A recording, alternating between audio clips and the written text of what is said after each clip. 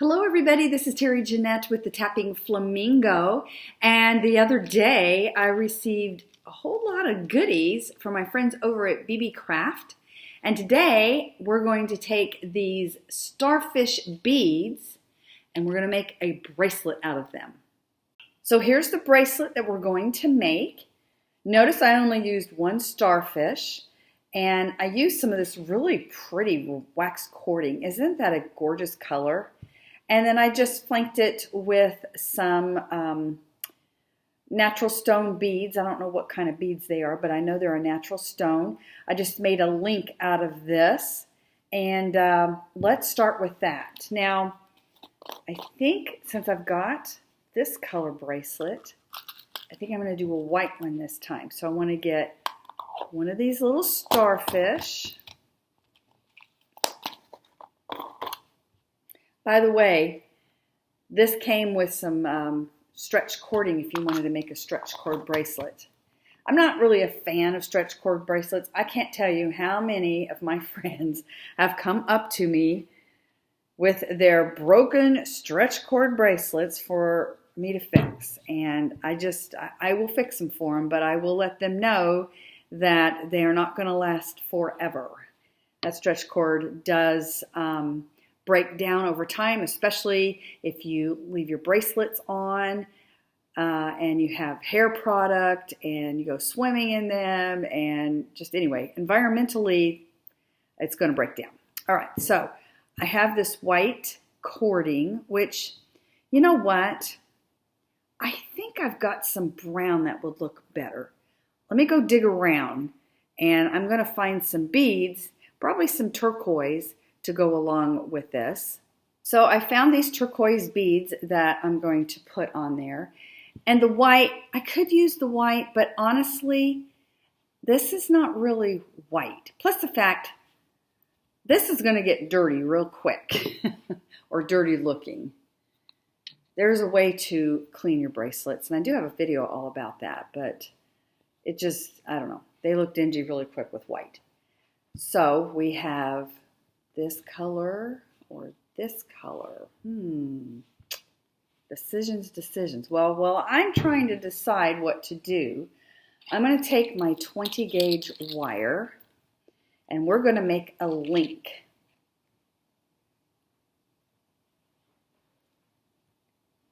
I'm going to put my beads on there. And I'm going to grab my round nose pliers and I'm going to wrap a loop.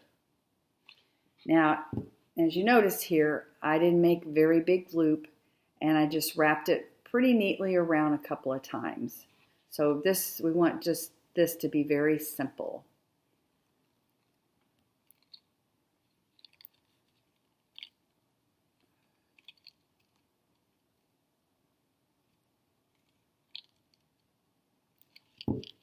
Okay, I'm going to clip that off.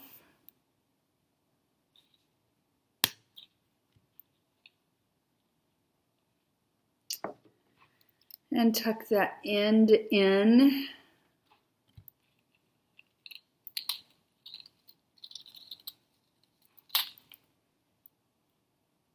And I don't feel anything scratchy. So we're going to do the same thing on the other side. Just a little loop. You want to make sure you leave enough room for you to wrap your wire around.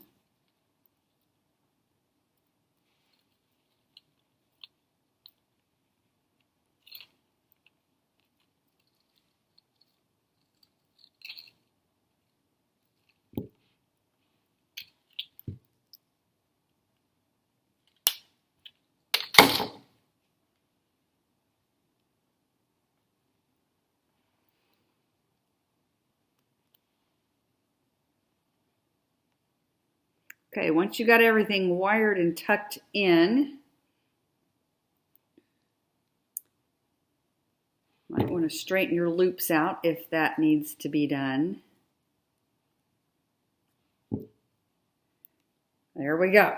So I think I've decided to use the light brown. It just kind of reminds me more of maybe some sand.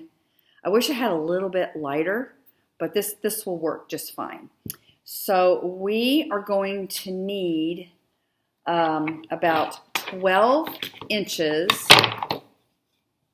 of this cording on each side. Okay, now I used 11 over here and it fits my wrist just right, but I have kind of a small hand and a small wrist, so you may adjust that according to the size of your hand or wrist. I'm going to go ahead and make this 12 because I am making it for somebody else. You can always shorten them, but you can't add to them. And you're going to need 2 pieces. So 2 pieces at 12 inches. So the next thing you're going to do is you're just going to put an end in there, and you're going to find the middle, and then you're going to tie an overhand knot. And there's several ways you could do this. You could do it this way, or there's another way you could do it this way. Just this is how I want to do it today. But you want to feed your knot all the way down and make sure everything's tight. And then you just want to spin it around like that. And the other leg, the same thing, just kind of twist it so it's tight. See how it's tight and it curled a little bit? That's what you want. And once you get them both done, pull it out. And I don't know, I'm just going to let it go. It's going to spin. Okay, I don't know if you could see that, only because I don't have enough room to lift this up so you can see it. But I continue to twist a little bit.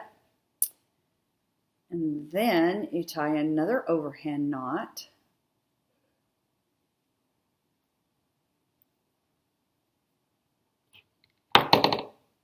Like so. And then you do the same thing to the other side. Now, I mentioned you could do this a couple of different ways. The other way that you could do it is you could take both ends and feed them in there.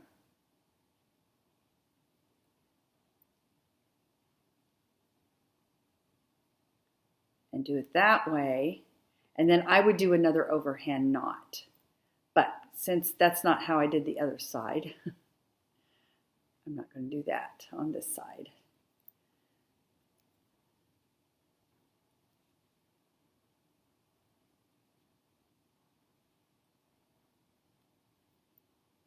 There's so many different ways to do different techniques. It's interesting to see some of the techniques people come up with. In my opinion, there's really no right or wrong way. It's just whatever works best for you.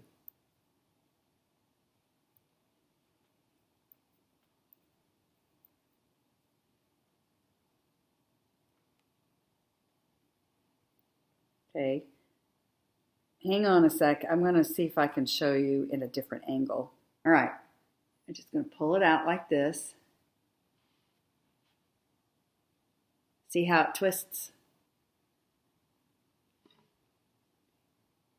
And so you have, like, instead of 2 strings, you got 1 thicker one. Okay. Now for the next step. Now you could do one of 2 things. You could actually just be finished here. You'll want to burn your ends, but I'll address that in just a little bit. And you could tie it on. I know a lot of people do that. They tie these on, and some of them call them a wish bracelet. And supposedly once you make a wish and then once it falls off your wrist, then your wish comes true. But I'll be honest with you, these are not going to fall off your wrist unless your knot wasn't tied, that you tied. But this particular one, I actually did a sliding knot. And I'm going to attempt to show you how to do that. So you need about 4 inches of string.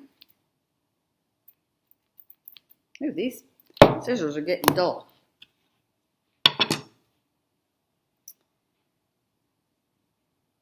And then trying to figure out the best way to show you this. So I just loop the 2 ends around, and they are side by side. They're not on top of each other, and I don't have them twisted. So I'm going to make sure they're not twisted and they are side by side. Okay, so you're going to take your string, and if you know how to do a square knot, that's all we're doing.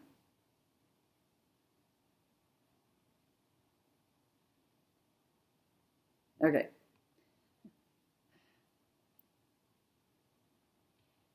So you're going to make like a 4.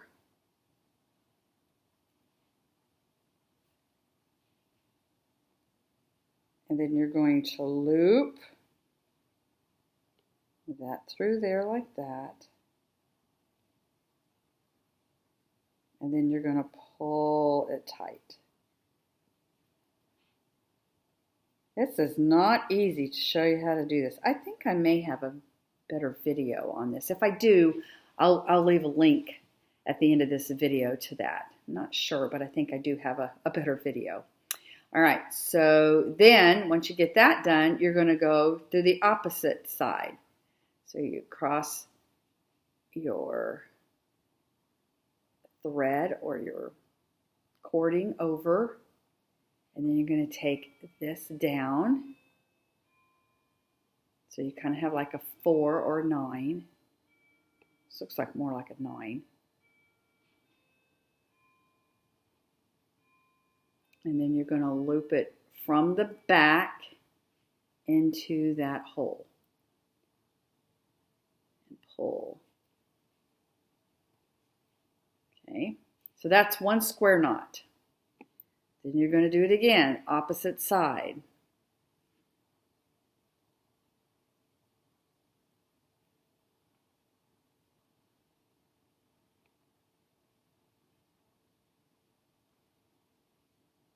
And I'm going to do 1 more. You need to do at least 3. I usually like to do 4. All right. So we got that all done. All we need to do is burn the ends. I am going to trim this off a little bit.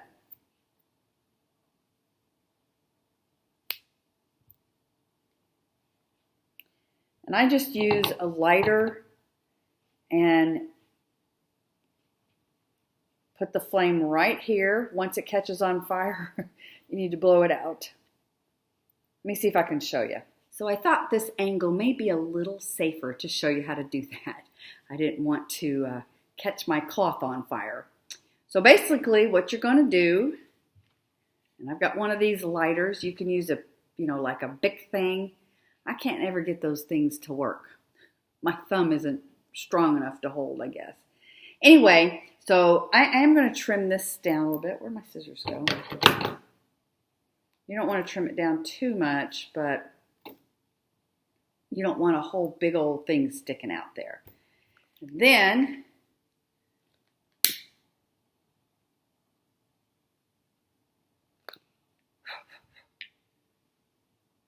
okay. Again, I'm going to trim this end.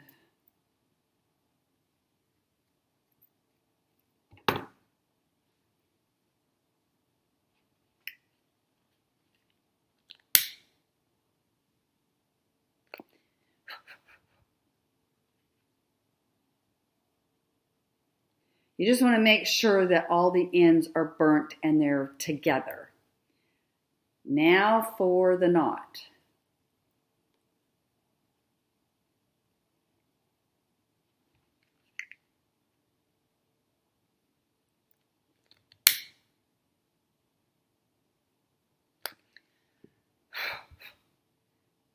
And you just push it in there. And then Then you do the other side. And yeah, just FYI, it does get a little hot, so be careful about that. But you don't wait too long because it'll cool off and then you can't stick it on each other. Stick it on itself.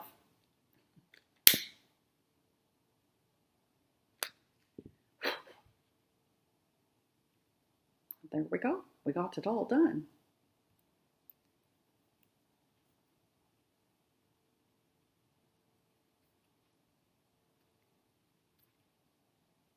There we go. Aren't these sweet? Put the other one on. They'd be nice to stack up next to each other. And here they are, up close and personal. They make really nice stack bracelets. Or if you're more into just a little bit more simplistic, they make a nice minimalistic piece. By the way, I went to check to see if I did have a video on how to do the sliding knots, and I do. So I will I'll put a link at the end of this video so you can go check that out. And if you're interested in getting any of these star beads, it's actually a jewelry making kit because you get some stretch cord in it. But I believe there's like 100, see I counted them, I think there was like 155 in there. It's quite a few starfish beads, but I got them from BeeBeeCraft, and I'll leave a link down to where you can buy these and some other beads I recently got, including a coupon code for you down in the description box below if you're interested. Can make a lot of these bracelets with all these. But you know what? I've actually used these to make earrings and little zipper pulls and all sorts of things you can use them for. I'd like to thank y'all for joining me today and hope y'all have a great day. This is Terry Jeanette with the Tapping Flamingo signing out for now. Bye-bye.